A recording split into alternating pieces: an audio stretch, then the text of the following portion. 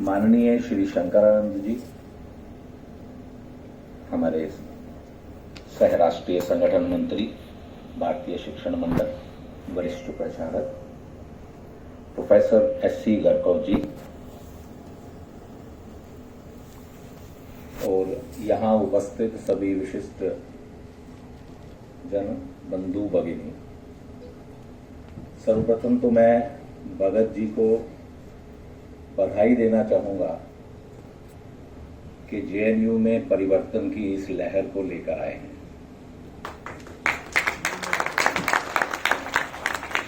मुझे ध्यान है, आज से 15 वर्ष पहले अपने एक मित्र के साथ अपने 7 वर्ष के बेटे को लेकर मैं आया था जेएनयू। हम मिलते थे, जो भी मिलता था पहले यहां प्रोफेसर कहने की परिपाटी कम थी, डॉक्टर कहते थे। डॉक्टरेट तो सभी है यहां पर, तो जिससे परिचय हो रहा था वो सब बता रहे थे doctor so and so, doctor so and so. तो बेटा मेरे से थोड़ी देर बाद पूछता है, पिताजी यहां तो कोई बीमार ही नहीं होता होगा, सारे ही डॉक्टर हैं। मैं कुछ बोलूं उससे पहले मेरे मित्र ने बोला, जो बोला वो आप सब समझ सकते हैं। मेरे मित्र ने बोला कि यहाँ के डॉक्टर बीमारी को ठीक नहीं करते हैं, शायद यहां से बाहर भी ले जाते हैं। खैर, जैसा मैंने कहा कि हम सब मिलकर इस परिवर्तन की ओर बढ़ रहे हैं। सर्वप्रथम आप सबको बधाई। एक उर्दू में कपलेट हम सबने सुना होगा, यूनान मिश्र रोमा मिट गए जहां से, कुछ बात तो है कि हस्ती मिटती नहीं हमारी। हम सब जानते हैं ये संस्कृतियां आज इस जहां में नहीं है। आज इस जहां में नहीं है तो इसका मतलब क्या है? वो लोग तो समाप्त नहीं हुए, उनके बच्चे, उनके पोते, सब आगे पीढ़ियां उनकी जो हैं वो विराजमान हैं, इस धरा पर हैं। जो उन्होंने भवन बनाए थे उनमें से भी कई भवन अभी अपने अपने स्थान पर हैं। तो ऐसा क्या हुआ कि उनमें से कुछ सभ्यताएं या अनेकानेक सभ्यताएं जो हैं वो विलुप्त हो गई हैं? हम सब जानते हैं रोजेट स्टोन के बारे में। मिस्र की पूरी स्क्रिप्ट, पूरा का पूरा लिटरेचर, पूरा का पूरा साहित्य उस एक पत्थर के टुकड़े में सिमट के रह गया है, जिसको पिछले 100 वर्षों से भाषा लिपि विशेषज्ञ उस गूढ़ लिपि को पढ़ने का प्रयास कर रहे हैं। तो ऐसा क्या था कि हमारी सभ्यता, हमारी संस्कृति इस सब में बची रही? कारण तो हमारे पौराणिक ग्रंथ, वेद, पुराण, यही सब थे। और हम सब ने मिलकर, चाहे अपनी परिवार से, चाहे मंदिरों से, चाहे अपने स्थानों से, इस सब को, इस पूंजी को आगे बढ़ाया, इसको विलुप्त नहीं होने दिया। इसी ने ही हमारी संस्कृति, हमारी सभ्यता को आज तक बचा के रखा। हम सब ऋणी हैं अपने पूर्वजों के कि उन्होंने आज उस संस्कृति, उस सभ्यता को आज भी विश्व के सामने विश्व गुरु प्रस्तुत करने वाली स्थिति तक रखा, उन्होंने बचा के रखा। इसके लिए हम सब ऋणी हैं। हम सब पर दायित्व भी आता है कि ये जो सभ्यता, ये जो संस्कृति, ये जो ज्ञान आज यहां तक पहुंचा है, इसको अगली पीढ़ी तक हमने पहुंचाना है। ये यहीं पर समाप्त नहीं हो जाए। ये जो प्रयास जेएनयू ने किया है इस्कॉन के साथ मिलकर, उसी कड़ी में मुझे लगता है एक अगला स्तंभ है।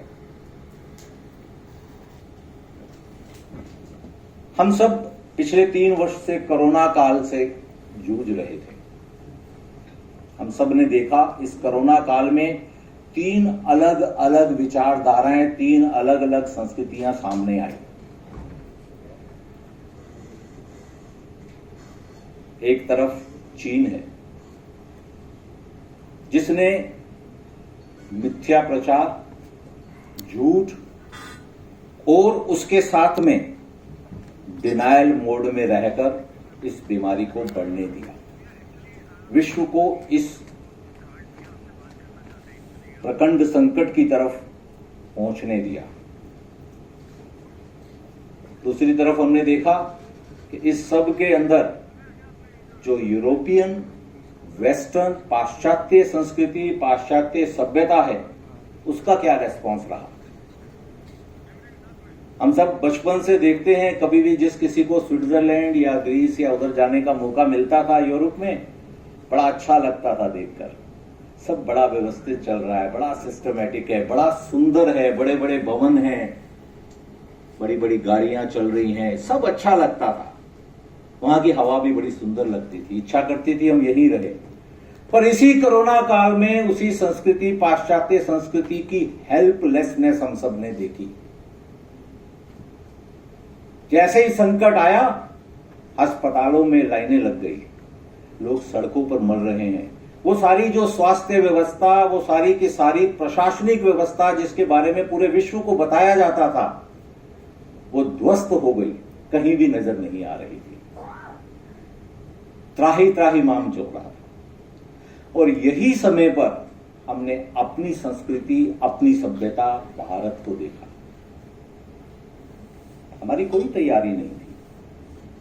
हमारे पास तो एक पीपी किट का भी प्रोडक्शन नहीं हो रहा था, फेस मास्क नहीं बन रहे थे, जो सबसे पहली रिक्वायरमेंट थी।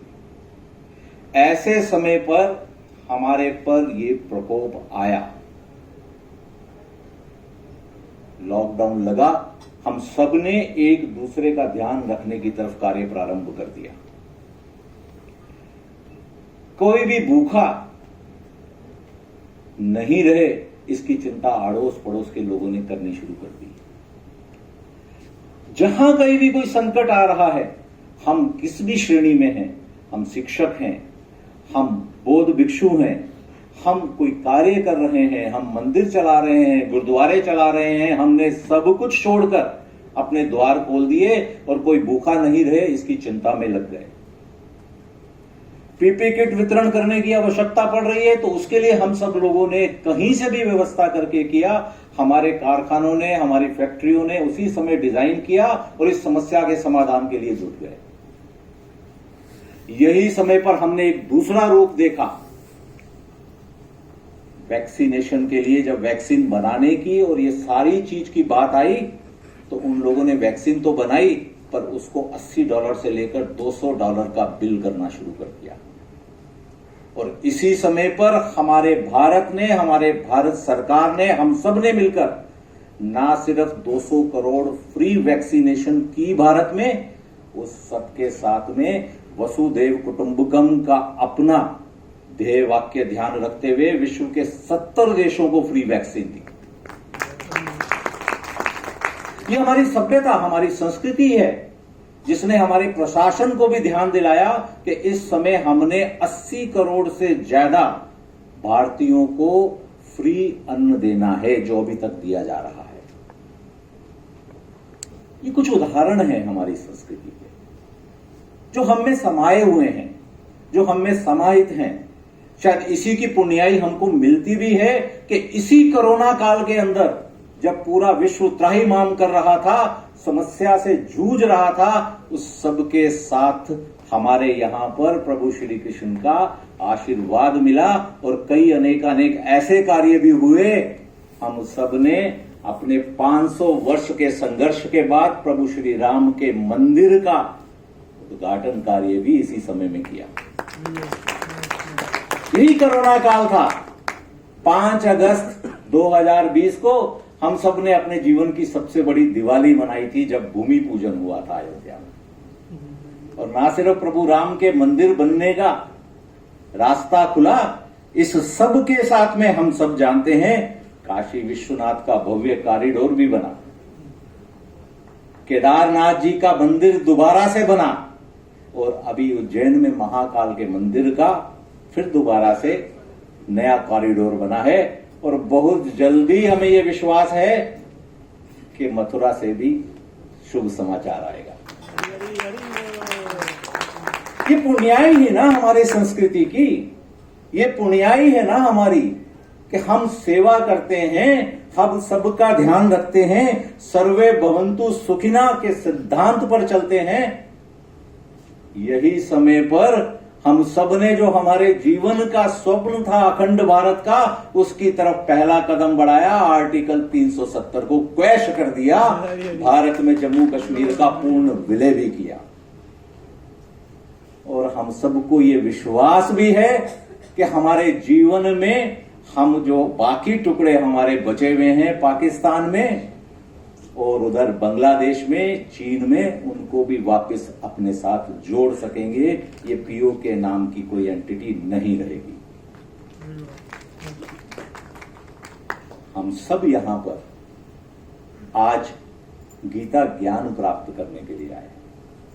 गूढ़ अर्थ तो हमारे स्वामी बता रहे हैं, हम सबको सुनने को मिलेंगे।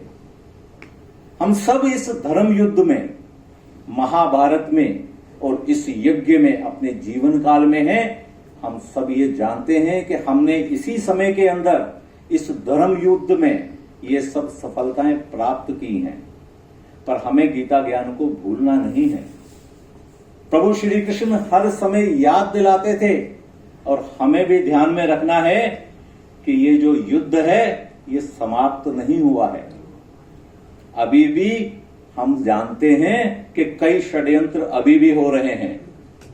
इसी महाभारत में हमने देखा कि भीष्म पितामह जैसे अनेक परिजन हमारे, वो तो धर्म युद्ध में हार चुके हैं, उनका त्रास हो चुका हुआ है, पर उसके बाद भी अभी और भी आगे रहती हैं समस्याएं।